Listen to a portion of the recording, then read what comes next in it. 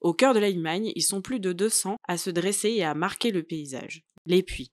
Ces reliques d'un passé volcanique constituent aujourd'hui un relief et un réseau de coteaux secs riches pour la biodiversité. Parmi eux, le puits de Marmant fait partie des 120 sites géologiques remarquables d'Auvergne.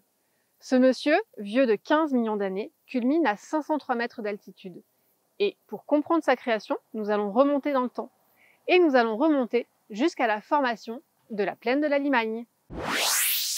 Son apparition débute il y a environ 40 millions d'années, quand la plaque tectonique européenne s'est enfoncée sous la plaque africaine, phénomène qui a également donné naissance aux Alpes.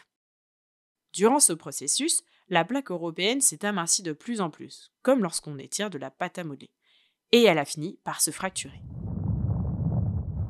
Elle s'est progressivement effondrée, créant un grand fossé appelé rift. La plaine de la Limagne s'est simultanément remplie d'eau, créant une sorte de lac peu profond.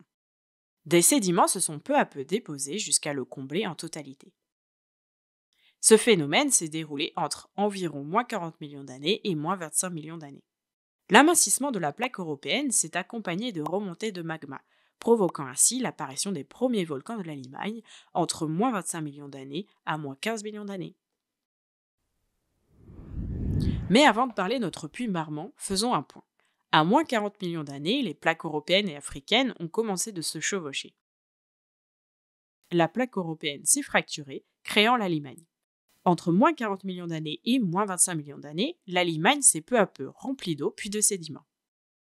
Puis, entre moins 25 millions d'années et moins 15 millions d'années, les premiers volcans sont apparus.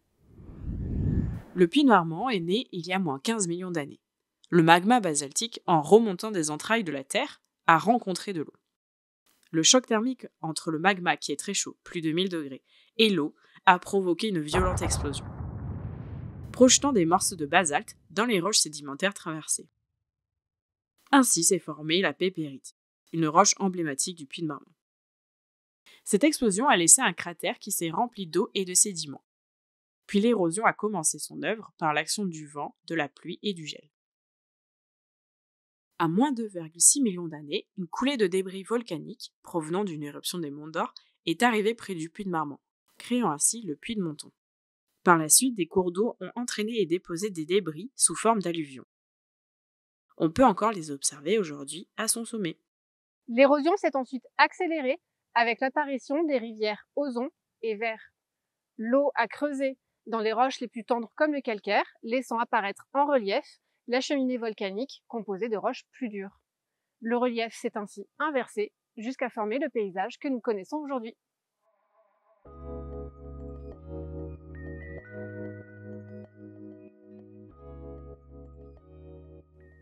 Depuis, les phénomènes volcaniques se sont arrêtés. Seule l'érosion a poursuivi son œuvre, gommant plus de 400 mètres de hauteur de sédiments depuis la création du puits de Marmant. Et ce phénomène n'en a pas fini, puisque ce paysage va continuer d'évoluer dans les millénaires à venir.